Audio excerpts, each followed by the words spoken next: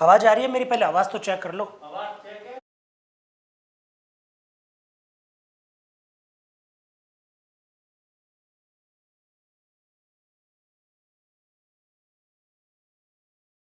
तो फ्रेंड्स, एक बार फिर से आपका स्वागत। एक प्रश्न छोड़कर गया था मैं आप लोगों के लिए, उस प्रश्न का जवाब ढूंढा आप लोगों ने। हाँ, गुड मॉर्निंग खुशीराम जी, रोहित जी, प्रियंका जी, वीरपाल जी, समिता जी। आपके सामने एक प्रश्न छोड़कर गया था, और प्रश्न क्या था कि तमिलनाडु में 69% रिजर्वेशन है। तमिलनाडु में 69% रिजर्वेशन है। और ऐसा क्यों है? Because we have 76th constitutional amendment 1995 में जो हुआ उसकी वजह से, क्योंकि उसको हमने 9वीं अनुसूची में डाल दिया। ठीक है। इधर महाराष्ट्र में आप देखें, Maharashtra have 68% reservation now A days. आज के दिन वर्ष 2019 में ही ये प्रावधान किया गया। महाराष्ट्र के पास 68% आरक्षण है। Then you should ask a question to me. एक प्रश्न पूछना चाहिए आपको मुझसे कि without constitutional amendment how can Maharashtra government provide reservation 68%? 68% reservation कैसे दे सकती है महाराष्ट्र गवर्नमेंट? और महाराष्ट्र गवर्नमेंट ने दे दिया और राजस्थान सरकार ने देने की कोशिश की, तो उस रिजर्वेशन को राजस्थान हाई कोर्ट ने उस पर रोक लगा दी। How is it possible? ये कैसे हो गया था? नेहा जी कह रही हैं कि according to carry forward rule. जी नहीं नेहा जी, ऐसा नहीं है, ऐसा नहीं है नेहा जी। तो मुझे आपके जवाब का इंतज़ार है। हाउ इज़ इट पॉसिबल, ये कैसे हो गया? रेखा जी कह रहे हैं कि सर वीडियो रुक गया था, दोबारा समझाओ। वहीं से हम लोग स्टार्ट कर रहे हैं, तो इसको देखिएगा। तो कैसे है जरा देखिएगा। राजस्थान में ये आरक्षण संभव नहीं हो पाया। जैसे गुर्जर समुदाय के लोगों को 50% की लिमिट को क्रॉस करके दिया, तो राजस्थान हाई कोर्ट ने उसके ऊपर रोक लगा दी। लेकिन दोस्तों, महाराष्ट्र में 68% है। कैसे है, इसका मैं जवाब देना चाहता हूं। महाराष्ट्र की सरकार ने एक आयोग का गठन किया, और वो आयोग है गायकवाड़ आयोग। गायकवाड़ आयोग,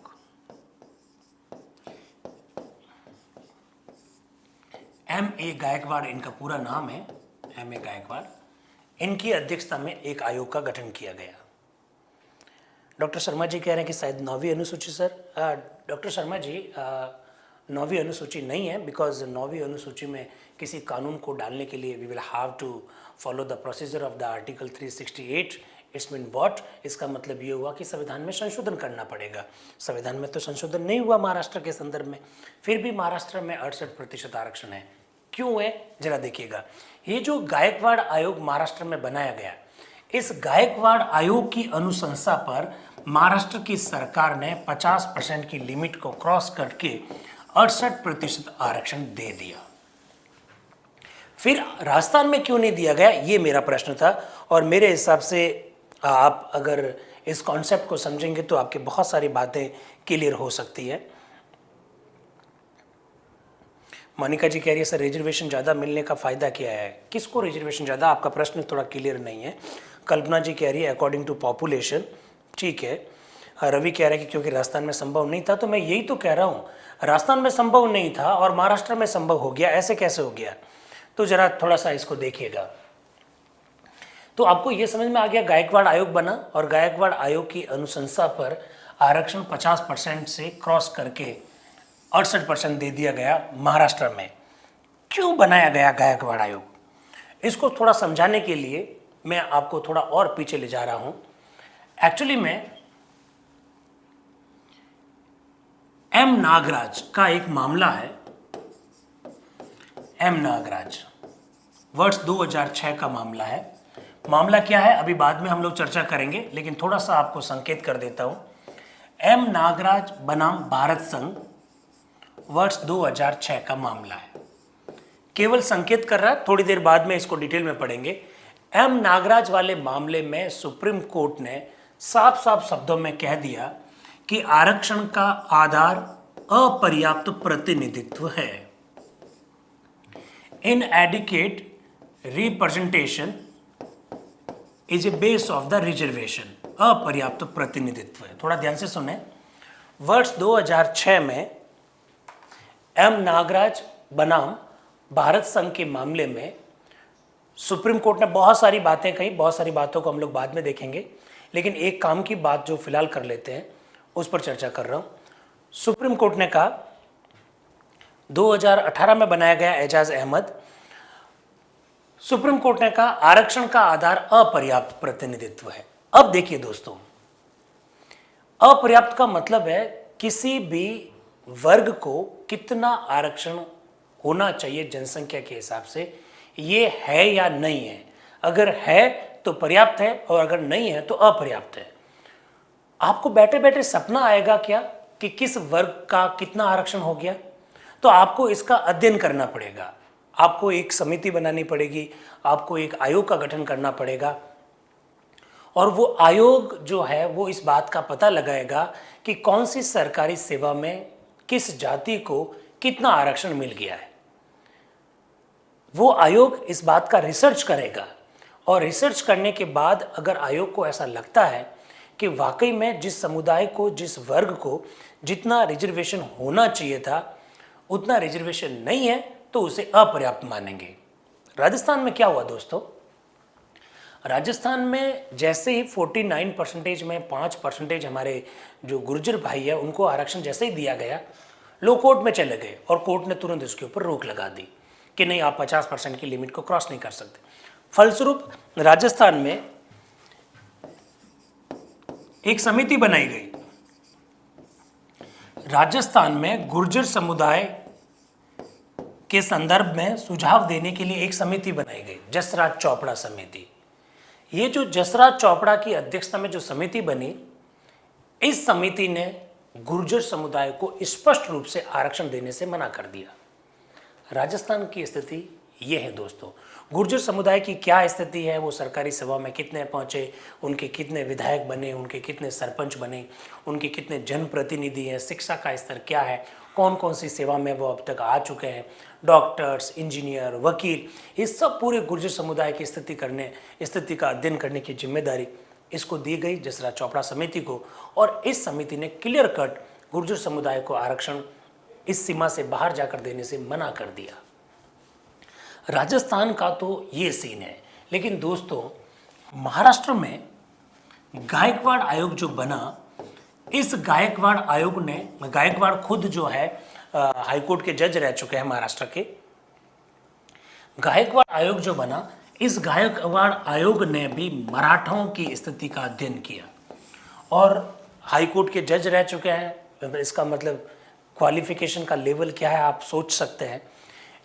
इस आयोग ने मराठाओं की क्या स्थिति है, उनकी राजनीतिक स्थिति क्या है, कितने चुनाव में उनकी भागीदारिता है, कितने विधायक बने, कितने मुख्यमंत्री बने वहाँ पर, कितने अभी तक राज्यपाल बनने के अवसर मिले, कितने राजदूत बने, कितने उच्चायुक्त बने, सरकारी नौकरियों में कितने आए, कितने प्राइवेट प्रोफेशन में हैं, कौन कौन से प्रोफेशन में है, वकालत में कितने लोग कर रहे हैं, जजेस कितने बने, इन सब का, उनकी शिक्षा के स्तर का, उनका आर्थिक स्थिति का, सबका अध्ययन किया। और गायकवाड़ आयोग ने अध्ययन करके महाराष्ट्र की सरकार को ये रिपोर्ट दी और रिपोर्ट में कहा मराठाओं को आरक्षण मिलना चाहिए क्योंकि मराठा बहुत ज़्यादा पिछड़े हुए हैं।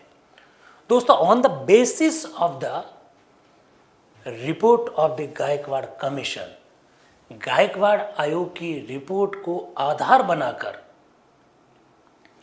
महाराष्ट्र की सरकार ने 50% की लिमिट को क्रॉस करके मराठाओं को आरक्षण दिया।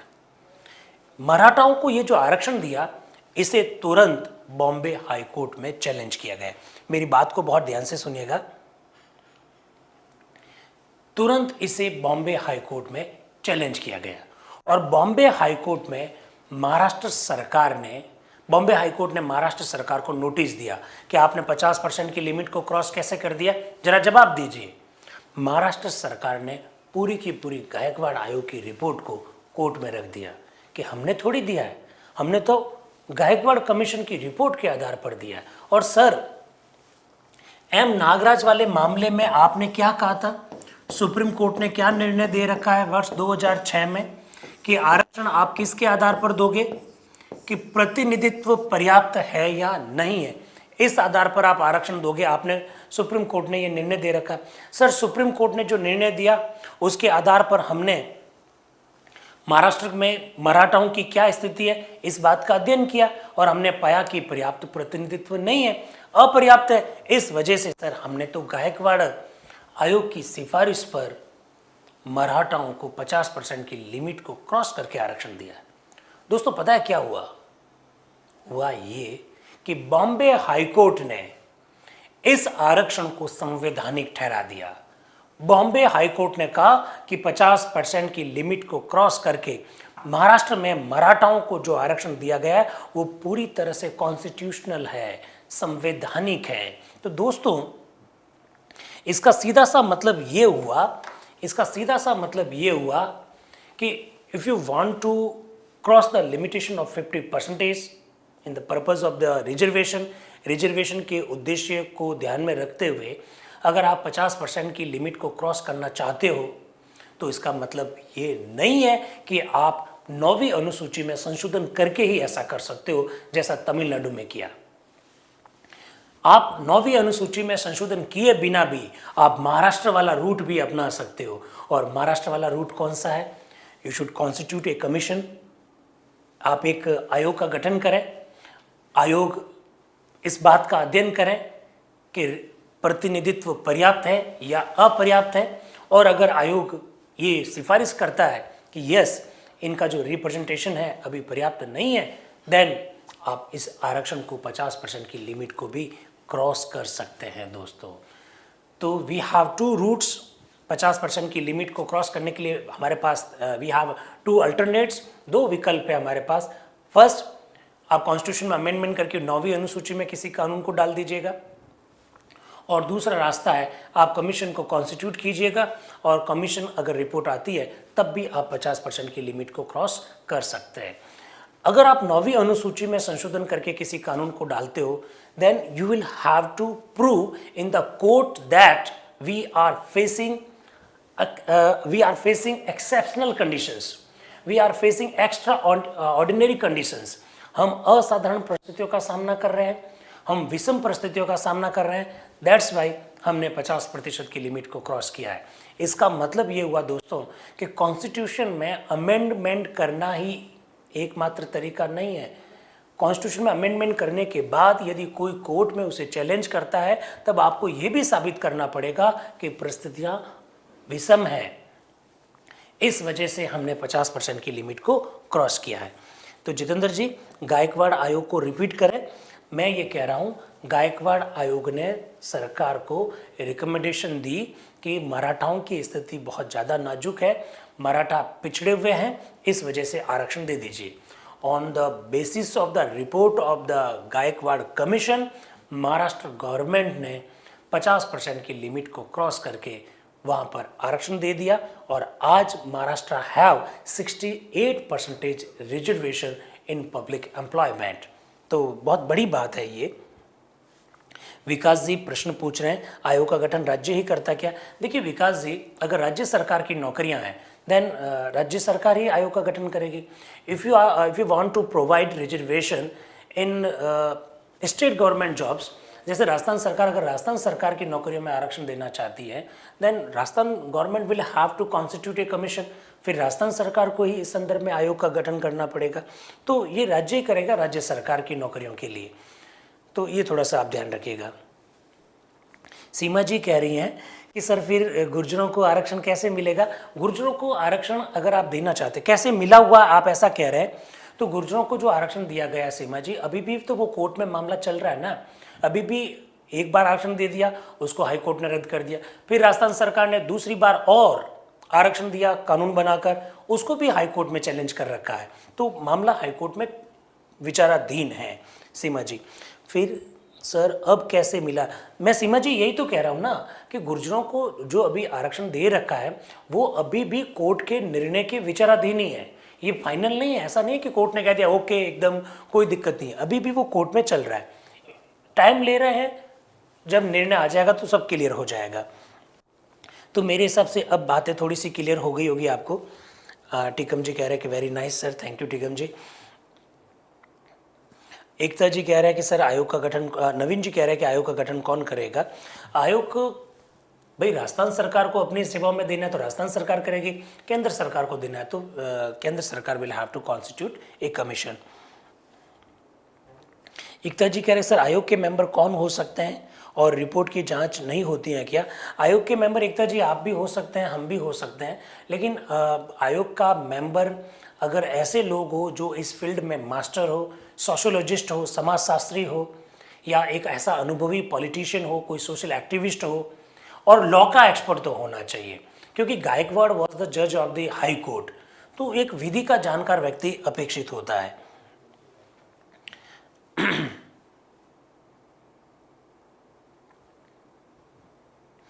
मनीष जी कह रहा है कि सर राज्य सरकार केंद्र के आरक्षण नियमों से अलग अपने नियम लागू कर सकती है। देखिए मनीष जी, केंद्र सरकार जो नियम बनाती है वो नियम जो है केंद्र सरकार की नौकरियों पर लागू होते हैं, राज्य सरकार जो नियम बनाती है वो राज्य सरकार की नौकरियों पर लागू होते हैं, तो ऐसा किया जा सकता है। लेकिन कॉन्स्टिट्यूशन में जो मिनिमम दे रखा है you will have to provide. अगर आप संविधान के प्रावधानों का उल्लंघन करोगे तो उसको कोर्ट में चैलेंज किया जा सकता है।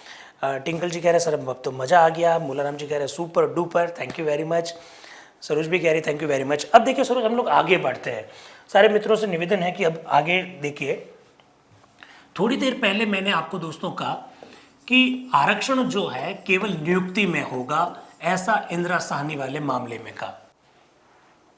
पदोन्नति में आरक्षण नहीं होगा, ऐसा इंदिरा साहनी वाले वाद में कहा गया। There is no reservation in promotion according to Indira Sawhney case. आरक्षण केवल और केवल आप जब भर्ती होते हो, जब नियुक्त होते हो, उसी समय दिया जाएगा। प्रमोशन में आरक्षण नहीं दिया जाएगा, ऐसा इंदिरा साहनी वाले वाद में कहा। मोनिका जी कह रहे हैं गुर्जर का आरक्षण अभी भी रद्द हो सकता है क्या? देखिए मोनिका जी, मामले कोर्ट में चल रहा है, कोर्ट क्या करता है उसका निर्णय तो कोर्ट ही बता सकता है। देखिए कोर्ट में चल रहा है, इसका मतलब रद्द भी हो सकता है, कुछ भी हो सकता है। We will have to wait for some time. Kundan ji कह रहे हैं सर 16/5। अरे कुंदन जी 16/5 पे तो हम लोग पहुंचे ही नहीं है, अभी तक हम तो 16/4 पर ही है। और मुझे लगता है कि अपनी जो आज 1 घंटे की जो क्लास बाकी है वो 16/4 में बीतेगी। 5 तो बहुत दूर की बात है, हमको तो 16/4A भी देखना है, 16/4B भी देखना है। अभी तो हम लोग 16/4 में ही खोए हुए हैं। इंदिरा साहनी वाद में सुप्रीम कोर्ट ने कहा there is no reservation in promotion, पदोन्नति में आरक्षण नहीं दिया जाएगा, ऐसा सुप्रीम कोर्ट में कहा। फिर क्या हुआ? ज्योति क्या कह रहे हैं, कोई भी आयोग जिस राज्य के लिए बनेगा उसी पर। ऑब्वियसली ज्योति जी, ये तो प्रश्न ही खड़ा नहीं होता, दूसरे राज्य में उसकी रिपोर्ट कैसे लागू हो सकती है? दूसरे राज्य की नौकरियां अलग होती है, उस राज्य को अपने वहां आरक्षण देने के लिए अपना आयोग अलग से बनाना पड़ेगा, ये थोड़ा ध्यान रखें आप। चलिए, तब क्या हुआ दोस्तों, इंदिरा साहनी वाद में जो निर्णय दिया गया उस निर्णय का प्रभाव समाप्त करने के लिए कॉन्स्टिट्यूशन में 77वां संविधान संशोधन किया गया। 77वां संविधान संशोधन किया गया। ये संविधान संशोधन ध्यान रखिएगा, ऐसे प्रश्न बनते हैं आपके 4 कॉन्स्टिट्यूशनल अमेंडमेंट लिखे आ जाएंगे, 76वां, 77वां, 81वां, 82वां, 85वां, 91वां, 92वां, और सामने विषय लिखे आ जाएंगे। आपको क्या करना है, मैच करना है। इसी प्रकार से कोई अमेंडमेंट लिखा हुआ आ जाएगा, प्रधानमंत्री कौन था, इस प्रकार के भी प्रश्न बन सकते हैं, ये थोड़ा सा आप ध्यान रखिएगा। पंकज जी, आयोग की कोई लिमिट नहीं होती है, आयोग तो स्वतंत्र है भाई, वो कुछ भी कर सकता है। अब देखिए 77वां संविधान संशोधन 1995 में किया गया, और ये अमेंडमेंट करके भारतीय संविधान में अनुच्छेद 16(4) जो था उसके आगे एक और अनुच्छेद जोड़ दिया, अनुच्छेद 16(4)A। थोड़ा देखें इसको दोस्तों। इंदिरा साहनी वाद में कहा कि आरक्षण केवल नियुक्ति के समय होगा, प्रमोशन में आरक्षण नहीं होगा, तो हमारी सरकार ने कॉन्स्टिट्यूशन में अमेंडमेंट कर दिया। 77वां अमेंडमेंट 16(4)A नाम का अनुच्छेद जोड़ दिया, 1995 में जोड़ दिया। ठीक है, ये जो अमेंडमेंट किया, इस अमेंडमेंट के द्वारा क्या हुआ, इंदिरा साहनी वाद में प्रमोशन के संदर्भ में जो निर्णय दिया गया उसका प्रभाव समाप्त करने के लिए यह अमेंडमेंट हुआ। और 16(4)A में यह प्रावधान कर दिया गया कि अनुसूचित जाति व अनुसूचित जनजाति के ऐसे लोग जिनका सरकारी सेवाओं में पर्याप्त प्रतिनिधित्व नहीं हो पाया है उनको पदोन्नति में आरक्षण दिया जा सकता है। According to Indira Sawhney case, there is no provision for reservation in promotion, ऐसा कहा। तो उस निर्णय का प्रभाव समाप्त करने के लिए हम लोगों ने 77th कॉन्स्टिट्यूशनल अमेंडमेंट करके 16(4)A नाम का अनुच्छेद जोड़कर कह दिया कि SC और ST जिनका सरकारी सेवाओं में पर्याप्त प्रतिनिधित्व नहीं है उन्हें प्रमोशन में आरक्षण दिया जा सकेगा। तो 77th अमेंडमेंट करके 16(4)A जोड़ा। Article 16(4)A is the constitutional base of the reservation in promotion for scheduled caste and scheduled tribes. अनुच्छेद 16(4)A अनुसूचित जाति व जनजातियों को पदोन्नति में जो आरक्षण दिया गया उसका आधार है। दोस्तों, मैंने ये जो बात कही है उस बात से एक बात एकदम स्पष्ट हो गई कि ओबीसी को सरकारी सेवाओं में आरक्षण तो प्राप्त है, लेकिन प्रमोशन में ओबीसी को आरक्षण प्राप्त नहीं है। According to article 16(4)A, reservation in promotion for SC and ST, there is no OBC। अनुच्छेद 16(4)A के अनुसार पदोन्नति में आरक्षण केवल SC और ST के लिए है, वहां OBC जैसे शब्द का उल्लेख नहीं कर रखा है। 16(4)A में ये लिखा हुआ है। मेरे हिसाब से दोस्तों ये बात आपको समझ में आ गई होगी। विशाल जी, पदोन्नति के मामले में उत्तराखंड के आरक्षण, उत्तराखंड का मामला बस 5-7 मिनट रुकिए, 10 मिनट रुकिए, उत्तराखंड वाले मामले पर आते हैं। मुकेश कुमार वर्सेस उत्तराखंड का मामला है, फरवरी 2020 का ही है, अभी बात करते हैं। तो मेरी बात को आप लोग समझ गए। आज के दिन दोस्तों SC व ST को पदोन्नति में आरक्षण है। SC और ST को पदोन्नति में आरक्षण है। OBC को पदोन्नति में किसी भी प्रकार का आरक्षण नहीं है। ठीक है, ये बात समझ में आ गई। ये तो है आर्टिकल 16(4)A की बात, जो कि 77वें संविधान संशोधन के द्वारा जोड़ा गया था। ये जोड़ दिया गया 1995 का मामला है। अब देखिए दोस्तों, एक प्रॉब्लम खड़ी हो गई, एक कठिनाई आई सरकार के सामने। SC और ST को पदोन्नति में आरक्षण देने की वजह से अधिकारियों के बीच में इस बात को लेकर झगड़ा हो गया कि वरिष्ठ कौन है, सीनियर कौन है। थोड़ा सा ध्यान से सुनिएगा। 1995 में SC और ST को पदोन्नति में जो आरक्षण दिया गया उसकी वजह से अधिकारियों में इस बात को लेकर एक संघर्ष पैदा हो गया, एक झगड़ा पैदा हो गया कि सीनियर कौन है। आप कहेंगे ये कैसा झगड़ा है, तो मैं इस झगड़े को एक उदाहरण के हिसाब से बतला रहा हूं, बहुत ध्यान से सुनिएगा। केवल उदाहरण है, उसको उदाहरण की नजर से ही देखें आप।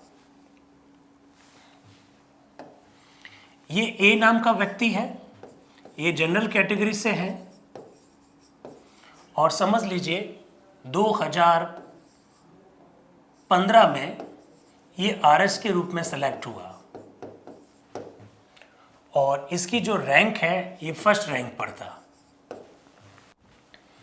ये B नाम का व्यक्ति है, ये OBC कैटेगरी से आता है, ये भी 2015 में RS बना और इसकी जो रैंक है वो 70वीं रैंक है।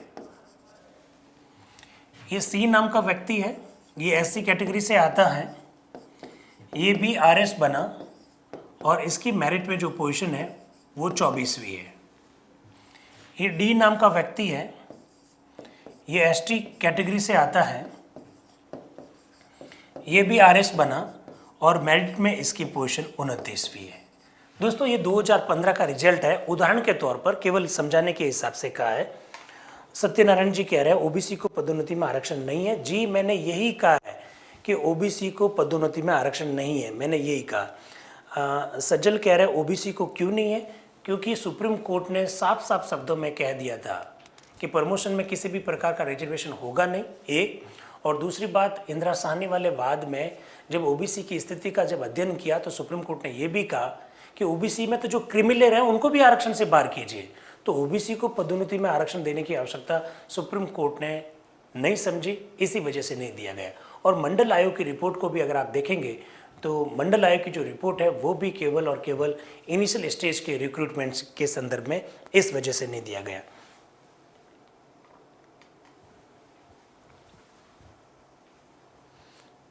ठीक है, जरा देखिएगा।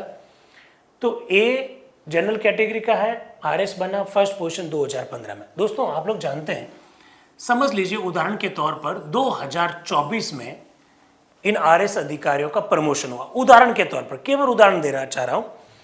आप लोग जानते हैं जनरल को तो आरक्षण है नहीं, प्रमोशन में सवाल ही पैदा नहीं होता। ओबीसी को प्रमोशन में आरक्षण नहीं है, अभी आप लोगों को बता रखा है। Article 64A is related to reservation in promotion for schedule caste and schedule tribes. अनुसूचित जाति और जनजाति से संबंध है, और वो भी प्रमोशन में रिजर्वेशन के संदर्भ में। ठीक है, अब देखिए एससी का ये जो बंदा है सी, ये आरएस जब बना था तो उसकी मेरिट में पोजीशन थी 24वीं। फर्स्ट पोजीशन जो थी वो इनकी थी, इनकी पोजीशन थी 24वीं।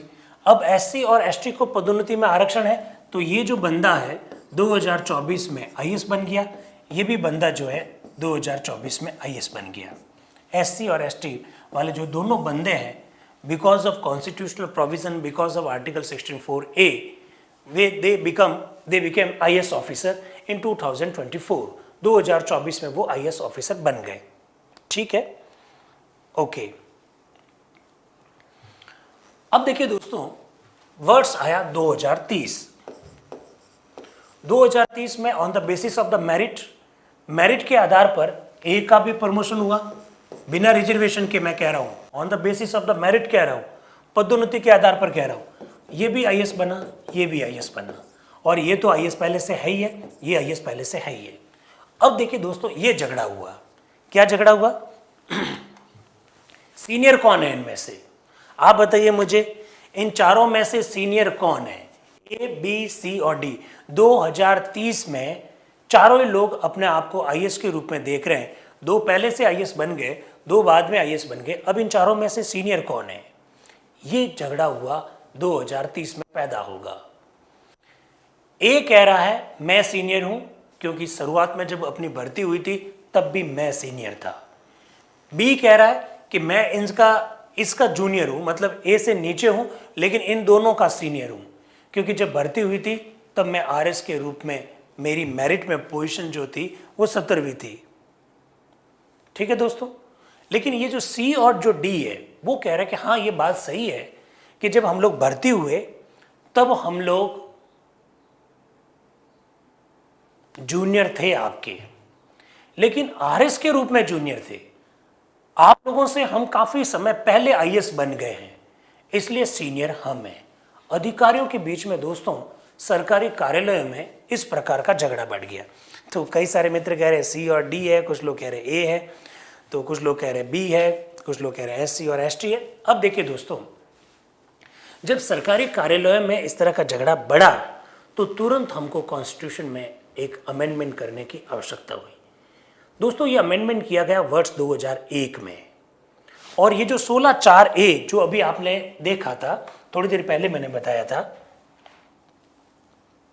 ये जो 16(4)A मैंने जो थोड़ी देर पहले आपको बताया था, जिसके तहत पदोन्नति में आरक्षण दिया गया था 16(4)A के अंतर्गत, उसमें एक शब्द और जोड़ दिया 85वें संविधान संशोधन के द्वारा वर्ष 2001 में।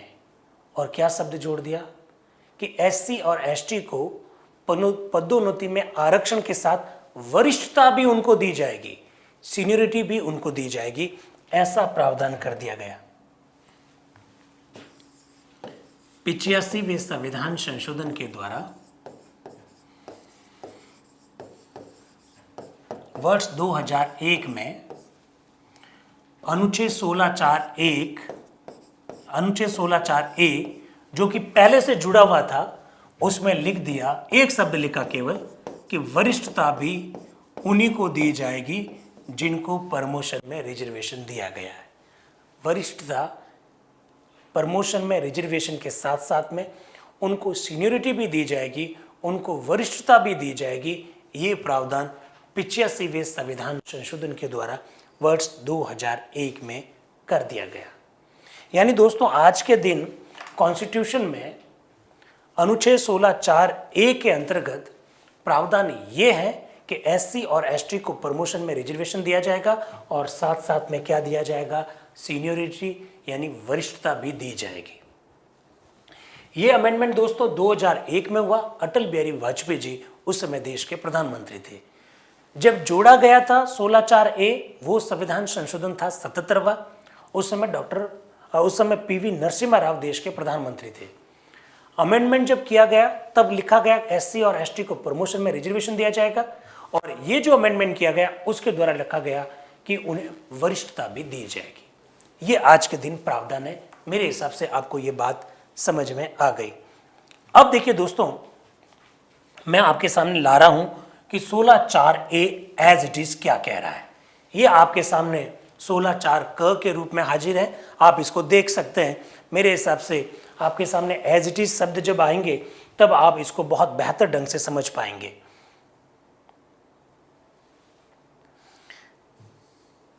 जरा देखिएगा इसको।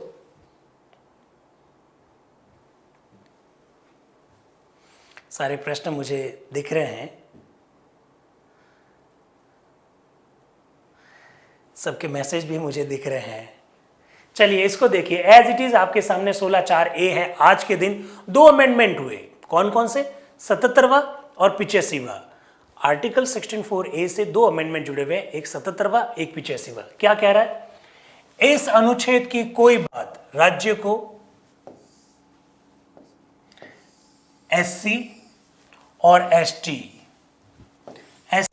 एसटी के पक्ष में जिनका प्रतिनिधित्व राज्य की राय में, राज्य की सेवाओं में पर्याप्त नहीं है, यानी इनएडिक्वेट है, जो शब्द हम लोग कई बार देख चुके हैं, नहीं है, राज्य के अधीन सेवाओं में किसी वर्ग के वरिष्ठता के साथ, ये देखिए दोस्तों साफ साफ शब्दों में लिखा हुआ है वरिष्ठता के साथ। ये वरिष्ठता शब्द पहले लिखा हुआ नहीं था। ये वरिष्ठता शब्द दोस्तों 85वें संविधान संशोधन के द्वारा 85वें संविधान संशोधन के द्वारा वर्ष 2001 में जोड़ा गया था। ये खुद अनुच्छेद 77वें संविधान संशोधन के द्वारा 1995 में जोड़ा गया, और ये जो वरिष्ठता जो शब्द है वो कब जोड़ा गया? 85वें संविधान संशोधन के द्वारा वर्ष 2001 में जोड़ा गया। दोस्तों मेरी बात को आप लोग शायद समझ पा रहे होंगे। तो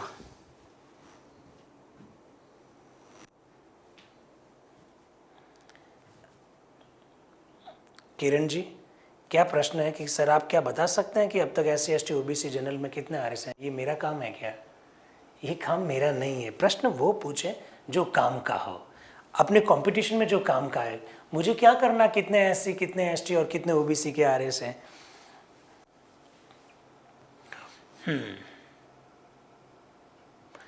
चलिए अब आपको समझ में आ गया होगा।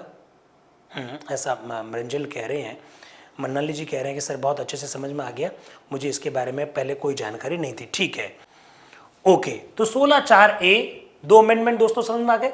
77वें के द्वारा जोड़ा गया और 85वें के द्वारा उसमें कौन सा शब्द जोड़ा गया? वरिष्ठता शब्द। बहुत बाद में जोड़ा गया, 1995 के 6 साल बाद में ये शब्द इसके अंतर्गत जोड़ा गया। यहां तक क्लियर? अब देखिए दोस्तों, आगे हम लोग चर्चा कर रहे हैं। अब देखिए, सुप्रीम कोर्ट ने कहा 50% से ज्यादा आरक्षण नहीं हो सकता है। अपवाद स्वरूप स्थितियों को छोड़कर, ऐसा इंदिरा साहनी वाले बाद में कह दिया। अब एक दिक्कत हो गई, एक प्रॉब्लम खड़ी हो गई।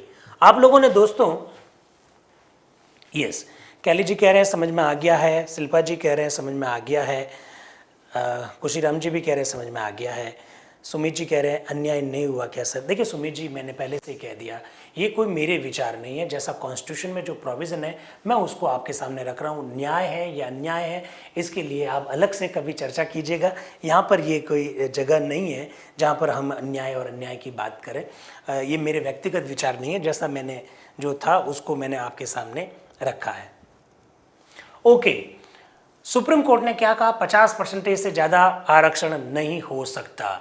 अब एक प्रॉब्लम हुई, मैं आपके सामने रख रहा हूं वो प्रॉब्लम, उसको बहुत ध्यान से सुनिएगा, केवल एग्जाम्पल है। समझ लीजिए दोस्तों, 2020 का ये वर्ष चल रहा है और आईएएस की वैकेंसी आई। यूपीएससी ने सिविल सर्विस का एग्जाम करवाया।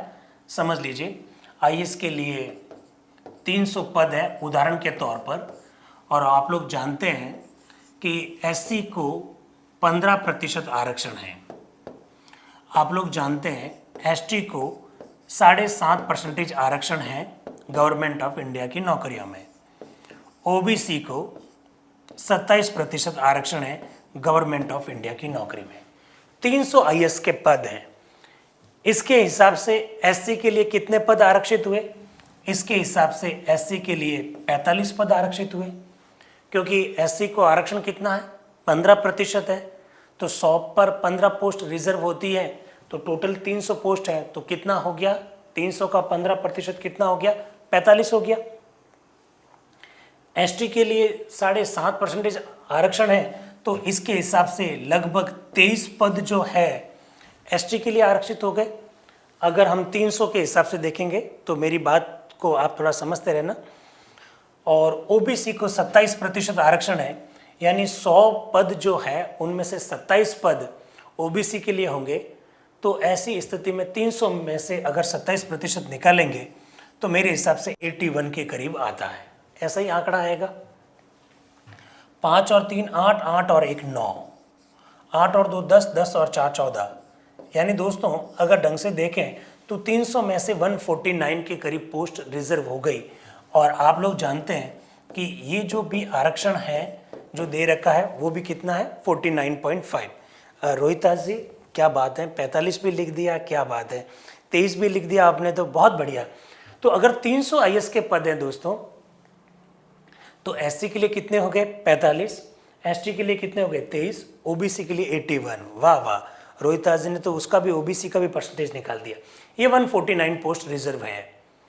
2020 में ये भर्ती हो रही है दोस्तों। भर्ती हुई और मालूम पड़ा कि एससी के लिए जो योग्य जो कैंडिडेट्स थे वो 30 ही पद। देखिए एससी और एसटी की जिस तरह की पोजीशन रही है समाज में, ये आपको स्वीकार करना पड़ेगा कि अभी भी बहुत सारे लोग ऐसे हैं जो आरक्षण का फ़ायदा लेना चाहिए, उनको आरक्षण मिलना चाहिए, लेकिन वो फ़ायदा नहीं ले पाए अभी तक, वो उस स्थिति में अपना आपको ला ही नहीं पाए। तो ऐसा हो सकता है कि 2020 में भर्ती हुए तो 30 ही पद भरे गए और थे कितने? 45। एसटी की बात आई तो समझ लीजिए 15 ही पद भरे गए, और ओबीसी में तो समझ लीजिए 81 के 81 जो भी थे वो सारे भर दिए गए। यहाँ तक ठीक। ये तो है 2020 का सीन जब भर्ती हुई थी। ये तो इस वर्ग को आरक्षण दिया गया था। ये है वास्तविक भर्ती जो हुई। 2022 में फिर वैकेंसी आई। 2022 में फिर वैकेंसी आई उदाहरण के तौर पर, और फिर 300 वैकेंसी आई दोस्तों। तो 300 वैकेंसी के हिसाब से एससी को फिर 45 पोस्ट मिलेगी, फिर एसटी को 23 पोस्ट मिलेगी, और ओबीसी को 81 पोस्ट मिलेगी। ठीक है दोस्तों। लेकिन दोस्तों आप देखिएगा कि एससी की पहले से 15 पोस्ट खाली पड़ी है। पिछली जो भर्ती थी उसमें 45 पोस्ट भरनी चाहिए थी, उसकी जगह पर 30 ही भरी, तो 15 पोस्ट खाली रह गई। एसटी की 8 पोस्ट खाली रह गई थी, और ओबीसी में तो कोई दिक्कत थी नहीं, पहले से ये है। तो 45 में 15 जुड़ गए तो हो गए 60, 23 में 8 जुड़ गए तो हो गए 31, और 81 का 81। अब जरा काउंट करो, 1 और 2 8 9 10 11 और 11 और 6 76, सॉरी 8 और 3 11, 11 और 6 17, यानी 172 जो पोस्ट है वो 300 में से रिजर्व हो गई। अगर दोस्तों मेरी बात को आप लोग समझ पा रहे हैं तो आपको मालूम पड़ेगा कि 300 में से 172 पोस्ट रिजर्व होने का मतलब क्या होता है। 300 में से 172 पोस्ट का रिजर्व होने का मतलब है दोस्तों, लगभग आप देखिएगा कि 56-57% आरक्षण हो गया, लगभग 57% के करीब आरक्षण हो गया। जबकि सुप्रीम कोर्ट ने यह कह दिया कि 50% से ज़्यादा आरक्षण नहीं हो सकता। नवल जी एक शब्द का प्रयोग कर रहे हैं, कल्पना जी भी एक शब्द का प्रयोग कर रहे हैं, और सुमित जी भी एक शब्द का प्रयोग कर रहे हैं, बैकलॉग। यस, ये जो शब्द है बैकलॉग, इसका मतलब है अनफिल्ड वैकेंसीज। पिछली साल की या पिछली बार जब भी भर्ती हुई, उन भर्तियों में जो पोस्ट रिक्त रह गई, अनफिल्ड वैकेंसीज। अनफिल्ड का मतलब है जो पोस्ट खाली रह गई है। खाली रहने की स्थिति में आगे जब भी भर्ती होगी, तो उस साल की जो भर्ती के हिसाब से जो आरक्षण है वो तो होगा ही होगा, और पिछली बार की भर्तियों में जो खाली पद रह गए वो भी इस बार जुड़ जाएंगे। इसे बैकलॉग कहा जाता है, बैकलॉग। रवि कुमार जी कह रहे हैं सर ऐसा लग रहा है कि हम तो किसी कोर्ट में बैठे हैं। तो रवि कुमार जी ये तो बहुत अच्छी बात है, अरे आपको समझ में आना चाहिए, अपना उद्देश्य ये है। तो ये दोस्तों ये जो पोजीशन है इसे क्या कहते हैं, बैकलॉग। दोस्तों भारतीय संविधान का अनुच्छेद 16(4)(b) ये कह रहा है कि यदि अनफिल्ड वैकेंसीज है, यदि पहले की जब भर्ती हुई उसमें कुछ पद रिक्त रह गए हैं, तो आगे की जब भर्ती आएगी तो उस समय 50% की लिमिट को क्रॉस किया जा सकता है। 50% के पोस्ट क्रॉस की जा सकती है। तेज सिंह जी कह रहे हैं जो पोस्ट खाली है उसमें ओबीसी या सामान्य वाले नहीं जा सकते। नहीं जा सकते, वो जमाना गया, पहले जाता था, अब नहीं जा सकते। अब तो बैकलॉग पद है। बैकलॉग मतलब जिसके लिए खाली थी उसी से भरी जाएगी। अब सामान्य या दूसरे वर्ग के लोग नहीं आ सकते। और ये बैकलॉग केवल एससी और एसटी पर ही लागू नहीं होता, ये ओबीसी पर भी लागू होता है। ओबीसी के पद भी अगर रिक्त पड़े हैं तो अगली भर्ती में उनके भी पद जुड़कर आएंगे।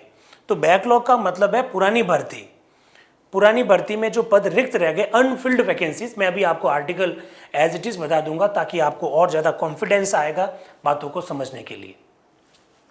दोस्तों इस प्रकार की समस्या खड़ी हुई तो मामला कोर्ट में चला गया। कोर्ट ने कहा भाई ये क्या मजाक रखा है, हमने कहा कि 50% से लिमिट क्रॉस हो नहीं सकती है, तो आप इस तरह से ये क्या कर रहे हो 70%, 80%। ये तो दोस्तों मैंने बहुत आइडियल एग्जाम्पल रखा आपके सामने, 57%। कभी कभी ऐसा भी हुआ कि 80% पद आरक्षित, 100 में से 80%, कभी कभी 90%, और कुछ एक सेवाओं में तो ऐसा भी होता है कि 100% आरक्षण। ऐसा किया जा सकता है, इसमें किसी भी प्रकार की कोई प्रॉब्लम नहीं है, क्योंकि कॉन्स्टिट्यूशन में इस संदर्भ में प्रावधान किया गया है। और कॉन्स्टिट्यूशन में इस संदर्भ में कैसे प्रावधान किया गया दोस्तों, 81वां संविधान संशोधन किया गया वर्ष 2000 में। इसके द्वारा संविधान के अंतर्गत 16(4)(a) के नीचे अनुच्छेद 16(4)(b) नाम का एक नया अनुच्छेद जोड़ा गया। 81st अमेंडमेंट के द्वारा अनुच्छेद 16(4)(b) नाम का एक नया अनुच्छेद जोड़ा गया। और 16(4)(b) क्या कहता है, बैकलॉग की भर्ती करते समय 50% की लिमिट को क्रॉस किया जा सकता है। शिल्पा जी, पर सर ओबीसी के तो कभी खाली नहीं रहती। हाँ, ओबीसी में एक्चुअल में कंपटीशन ज़्यादा होता है, इसलिए उनकी पोस्ट कभी खाली नहीं रहती है, ये बात सही है। पूजा जी कह रहे हैं कि सर क्या बैकलॉग जनरल कैटेगरी को भी है क्या? अरे पूजा जी, जब बैकलॉग तो उनका होगा ना जिनको आरक्षण प्राप्त है, और सामान्य को तो ये आर्थिक पिछड़ापन को छोड़ दिया जाए तो उनको तो कोई आरक्षण होता ही नहीं है, तो इसलिए बैकलॉग उनके ऊपर लागू नहीं होगा, ये ध्यान रखिएगा आप। सुधा जी कह रही हैं जी सर बहुत अच्छा लग रहा है, बहुत अच्छा पढ़ा रहे हैं, थैंक यू वेरी मच। केली जी कह रहे हैं सर इसलिए पिछले वाली टीचर की वैकेंसी में, हाँ कोई दिक्कत नहीं है, कोई दिक्कत नहीं है।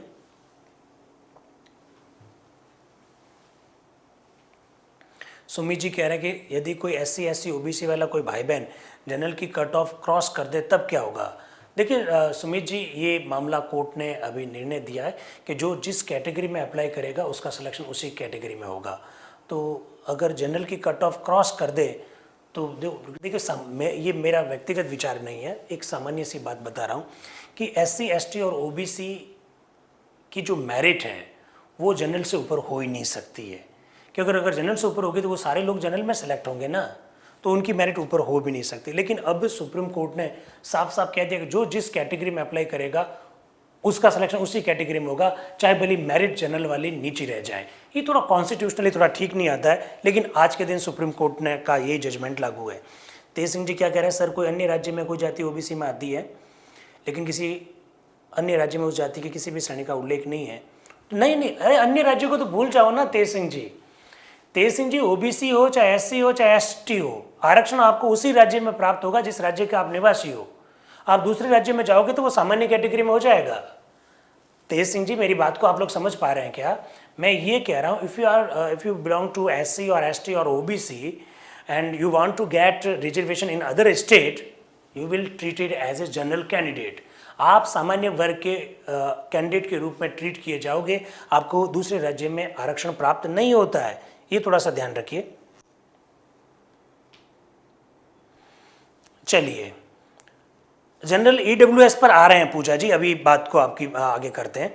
तो जरा इसको देखिए, ये बात समझ में आ गई। 81st अमेंडमेंट के द्वारा वर्ष 2000 में हमने अनुच्छेद 16(4)(b) जोड़ दिया, किसके लिए? बैकलॉग की भर्ती करते समय आरक्षण की सीमा को 50% क्रॉस करने के लिए। सत्यनारायण जी कह रहे हैं हम तो अनुच्छेद 16(4)(b) को पहली बार पढ़ रहे हैं, तो जरा देख लीजिए 16(4)(b) एज इट इज क्या कहता है, आपके सामने पेश है 16(4)(b). देखिएगा क्या लिखा हुआ है, इस अनुच्छेद की कोई बात राज्य को किसी वर्ष में किन्हीं न भरी गई, दोस्तों बहुत ढंग से सुनिएगा, किन्हीं न भरी गई, न भरी गई का मतलब होता है अनफिल्ड वैकेंसीज। किसी कारणवश से अगर नहीं भरी गई है तो जो खंड 4 या खंड 4(a) के अधीन किए गए आरक्षण के लिए किसी उपबंध के अनुसार उस वर्ष में भरी जाने के लिए आरक्षित है, अनुच्छेद 16(4) के अंतर्गत वो पोस्ट भरी जानी चाहिए थी लेकिन नहीं भर पाई, तो क्या होगा? किसी उत्तरवर्ती वर्ष में मतलब बाद में आने वाले वर्ष में पृथक वर्ग की रिक्तियों के रूप में विचार करने से निवारित नहीं करेगी। यस दोस्तों, इसका मतलब ये हुआ कि राज्य को अगर लगता है कि कोई पोस्ट जो जिस वर्ग के लिए थी वो अगर नहीं भर पाई तो आगे आने वाले वर्षों में वो जो सारी जो भर्तियां हैं वो और उसमें काउंट हो जाएगी, राज्य को आप रोक नहीं सकोगे, निवारित नहीं कर सकोगे। और क्या लिखा हुआ है, उस वर्ष की रिक्तियों के साथ जिसमें वो भरी जा रही है उस वर्ष रिक्तियों की कुल संख्या के संबंध में 50% आरक्षण की अधिकतम सीमा का अवधारणा जो है करने के लिए विचार नहीं किया जाएगा। यानी 50% की जो लिमिट है उसमें रहने के लिए मजबूर नहीं किया जाएगा, 50% की लिमिट को क्रॉस भी किया जा सकता है, क्रॉस किया जा सकता है, ये 16(4)(b) कह रहा है। क्या मेरी बात को दोस्तों आप लोग समझ पा रहे हैं? आपको समझ में आ गया होगा? ठीक है पंकज जी, 16(4)(b) पहली बार पहले आया क्या? 16(4)(b) इसके द्वारा जोड़ा गया 81st अमेंडमेंट के द्वारा। अब देखिए दोस्तों, जब मैं आरक्षण की बात कर रहा हूं तो मैंने 16(4) की बात की, मैंने 16(4)(a) की बात की, मैंने 16(4)(b) की बात की। आप कई सारे दोस्त मुझे ये कह सकते हैं कि आप बार बार कहते हो, क्या कहते हो? अच्छा, क्या कह रहे हैं जितेंद्र जी, आप अपनी लैंग्वेज में लिखा दीजिए। 16(4)(b) अगर लिखना चाहते हैं तो लिख दीजिए 16(4)(b)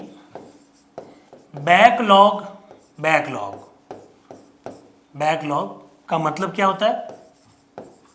पूर्व की भर्ती के रिक्त पद।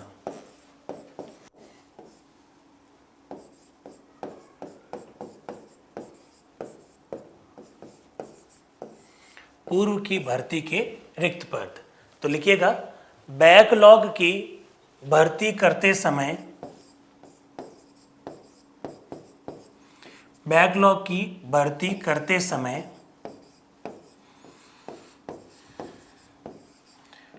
50% की सीमा 50% की सीमा को पार किया जा सकता है, पार किया जाने का प्रावधान है, पार किए जाने का प्रावधान है, पार किए जाने का प्रावधान है।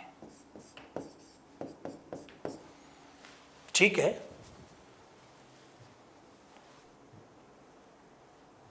संतोष जी कह रहे हैं चाहे किसी भी कैटेगरी का जिसने जनरल फाइट किया तो जनरल में जाना चाहिए, सुप्रीम कोर्ट का ये फैसला शायद गलत है। ठीक है।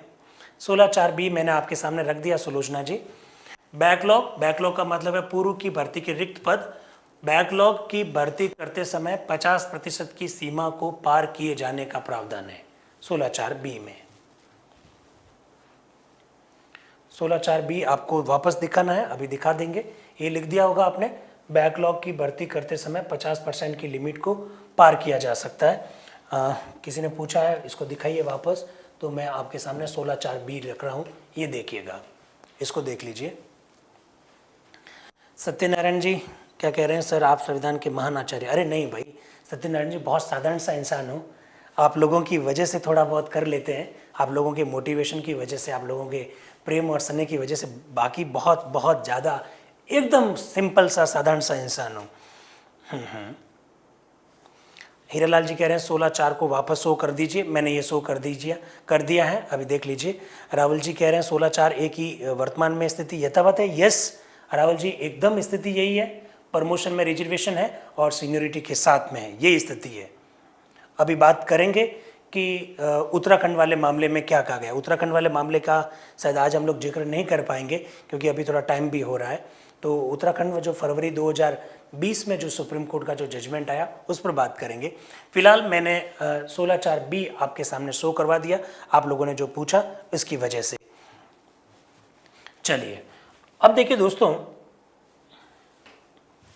कई मित्र कहते हैं कि सर ये क्या संविधान है जिसको आप बार बार इतना खूबसूरत कहते हैं, उस संविधान में तो सर हमारे लिए तो कोई प्रावधान ही नहीं है, ना आरक्षण का प्रावधान कर दिया। कई सारे लोग अपने अपने एंगल से कई बार इसकी आलोचना कर लेते हैं। देखिए दोस्तों, जब मैं कहता हूं कि संविधान बहुत खूबसूरत है तो इसके पीछे बहुत सारे कारण हैं, और जो मित्र लोग कभी कभी संविधान की आलोचना कर देते हैं, मैं ऐसा सोचता हूं कि जो संविधान को ऊपरी तौर पर देखता है वो इसकी आलोचना करता है। संविधान में बहुत खूबसूरत प्रावधान है, वो प्रावधान पूरे देखिए ना।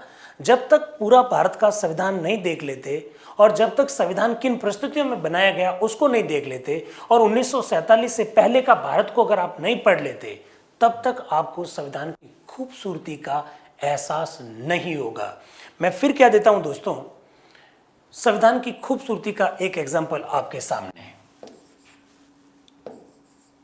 अनुच्छेद 335।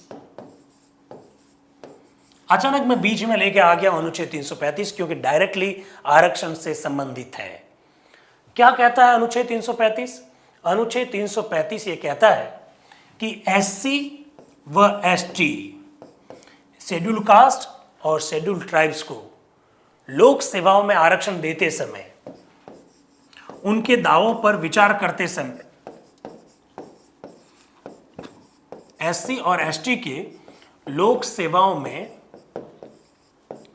दावों पर विचार करते समय, दावों पर विचार करते समय प्रशासनिक दक्षता को ध्यान में रखा जाएगा। करते समय प्रशासनिक दक्षता को ध्यान में रखा जाएगा। यह है संविधान की खूबसूरती। अब आप मुझे कहेंगे इसमें कहां खूबसूरती है? देखिए, साफ साफ शब्दों में हमारे कॉन्स्टिट्यूशन के जो मेकर्स थे, जो हमारे संविधान के जो निर्माता थे, वो क्या कह रहे हैं कि अनुसूचित जाति व अनुसूचित जनजाति की लोक सेवाओं में दावों का मतलब वही, वो कह रहे हैं ना कि हमको सेवाओं में प्रवेश देना चाहिए। उनके क्लेम पर विचार करते समय आप इस बात को भी ध्यान रखोगे कि हमारी प्रशासनिक जो दक्षता है, अंग्रेजी में कहते हैं एडमिनिस्ट्रेटिव एफिशिएंसी, वो प्रभावित नहीं होनी चाहिए। एडमिनिस्ट्रेटिव एफिशिएंसी प्रभावित नहीं होनी चाहिए। दोस्तों ये ओरिजिनल कॉन्स्टिट्यूशन में लिखा हुआ है, बाद में नहीं जोड़ा गया। जिस दिन से संविधान बना उस दिन से लिखा गया है, तो इसको थोड़ा सा समझिएगा। पहले से लिखा हुआ है प्रशासनिक दक्षता को किसी भी प्रकार का नुकसान नहीं पहुंचना चाहिए। आप लोक सेवाओं में जब भी उनके दावों पर बात करेंगे उस समय, अरे लोक सेवा का मतलब सिविल सर्विस यार विक्रम सिंह जी, लोक सेवा मतलब पब्लिक एम्प्लॉयमेंट, सरकारी नौकरियां, इसका मतलब ये होता है। संपत कंवर जी कह रहे हैं कि सर अनुच्छेद 335 समझ में नहीं आया।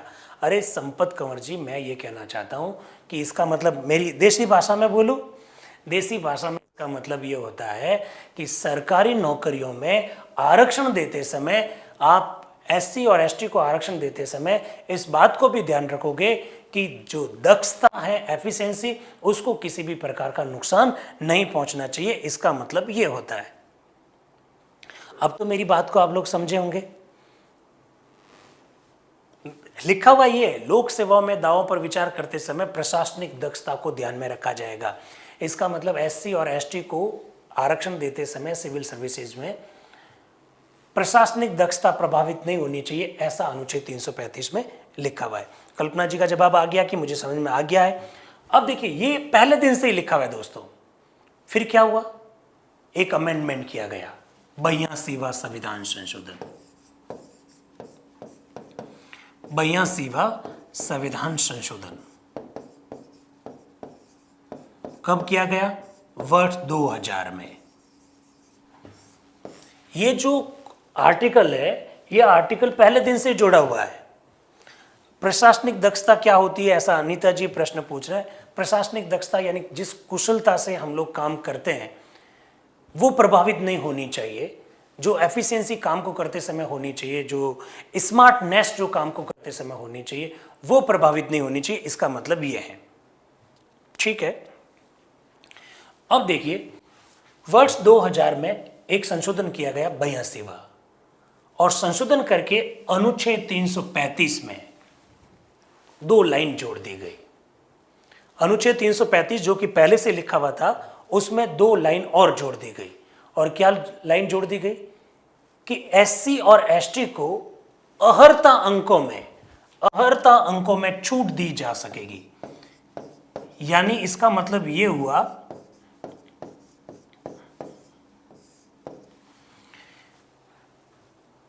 कि अनुच्छेद 335 ये कह रहा है कि आप आरक्षण देते समय, एससी और एसटी को आरक्षण देते समय आप इस बात को ध्यान रखोगे कि हमारी दक्षता को नुकसान नहीं पहुंचे। हमारी दक्षता मतलब आप यूँ अपने हिसाब से कह लीजिए स्मार्टनेस को नुकसान नहीं पहुंचे। काम कुशलतापूर्वक होना चाहिए। ऐसे नहीं कि डिले डाले हो रहे हैं, मुझे तो आ ही नहीं रहा है, मैंने तो सीखा ही नहीं, ऐसा नहीं होना चाहिए। इसका मतलब ये होता है। पर 82वें संशोधन के द्वारा वर्ष 2000 में क्या जोड़ दिया? अहर्ता अंकों में एससी और एसटी को छूट दी जा सकेगी। ऐसा ओरिजिनल कॉन्स्टिट्यूशन में नहीं था, ये वर्ष 2000 में किया गया। अटल बिहारी वाजपेयी जी जब देश के प्रधानमंत्री थे तब किया गया, अहर्ता अंकों में। अब सरोज का प्रश्न आ गया कि अहर्ता अंक क्या होते हैं? अहर्ता अंक मतलब क्वालिफाइड मार्क्स। जैसे आप कभी कोई एग्जाम देते हैं तो उसमें लिखा होता है भाई इतने मिनिमम आपको मार्क्स लाने पड़ेंगे। तो एससी के लिए, एसटी के लिए मिनिमम मार्क्स अलग होते हैं और बाकी वालों के लिए मिनिमम मार्क्स अलग होते हैं। ये जो अहर्ता अंकों में एससी और एसटी को जो छूट दी गई है उसका आधार अनुच्छेद 335 है। और ये जो प्रावधान किया गया है, ये प्रावधान कब किया गया है? 82वें संशोधन के द्वारा वर्ष 2000 में किया गया है। तो रवि जी, अहर्ता मैंने मतलब बता दिया है, अब इसको देख लीजिएगा। हाँ, कार्यकुशलता भी कह सकते हैं समिता जी, एकदम आप सही कह रहे हैं, कार्यकुशलता भी कह सकते हैं, एकदम बात सही है। हाँ, एकता कह रही है कि मिनिमम मार्क्स, हाँ मैं मिनिमम मार्क्स की ही बात कर रहा हूँ। तो अब अनुच्छेद 335 आज के दिन क्या है वो आपके सामने रख रहा हूं। अनुच्छेद 335 आपके सामने ला रहे हैं।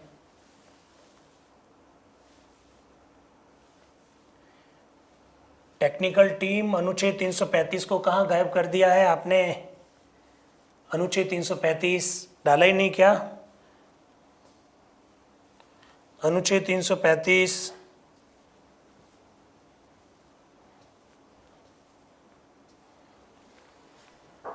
अनुच्छेद 335 नहीं डाला है?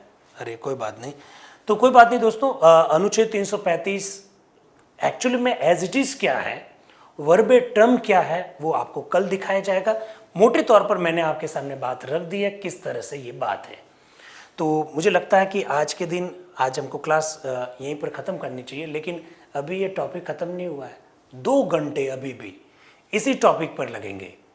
अभी इन सारे संविधान संशोधनों को कोर्ट में चैलेंज किया जाएगा, और जो आप उत्तराखंड वाला जो मामला कह रहे हैं जो फरवरी 2020 में आया, उसको भी हम लोग पढ़ेंगे। और सुप्रीम कोर्ट ने तो ये भी कह दिया कि प्रमोशन में रिजर्वेशन कोई फंडामेंटल राइट नहीं है। क्यों का, कैसे का, उस विषय पर भी हम लोग चर्चा करेंगे। तो रवि कह रहा है कि time is over sir, I know very well about it. Thank you, आप लोगों ने सुना। कल हम अपनी बात को यहीं से वापस इसी जगह से स्टार्ट करेंगे। Thank you very much, thank you.